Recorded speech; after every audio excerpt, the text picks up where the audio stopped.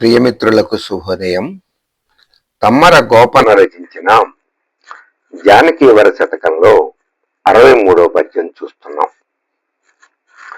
దేవుడు ఉన్నాడు, మరి కనిపించదేమిటి అనేది చాలా మందికి సందేహం. కనిపించకుండానే ఆయన చేస్తున్నటువంటి అద్భుతమైనటువంటి విన్యాసాలను గమనించి భగవంతుణ్ణి నమ్మేటటువంటి వర్గం మనకు కనిపిస్తూ ఉంటుంది. కదలక యర్చనాకృతిని గైకొనియుండిన నీకు ప్రాణమున్నది అనుకొందమా, అది కనంబడదయ్యను లేదగందమా, హృదయమునందు ఊహయునరింపగలేని మహాత్యము బదింపది తెలియంగ చేయుదువ పార కృపాకర జానకీవరా.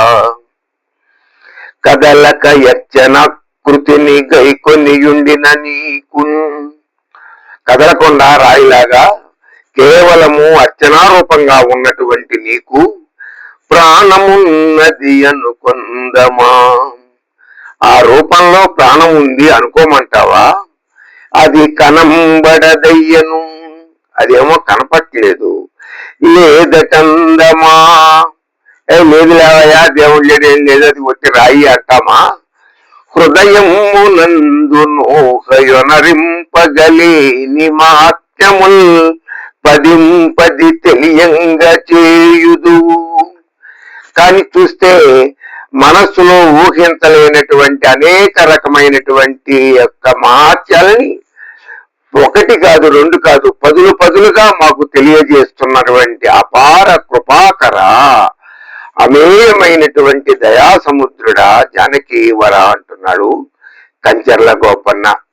ఎందుకంటే ఈ మానవుడు జీవించి ఉండగా ఎంతో కొంతకాలంగా కొన్ని గంటలు, కొన్ని సమయాల్లో కొన్ని గంటలు గడిపే అదృష్టం నాకు కలిగింది.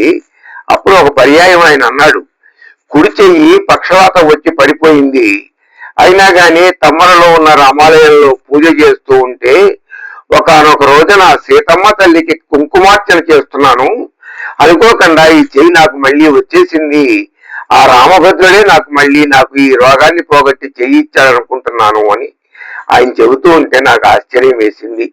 ఇటువంటి అద్భుతాలని అనుభవించినటువంటి భక్త మహాశయులు చాలా మంది ఉంటూ ఉంటారు. స్వస్తి.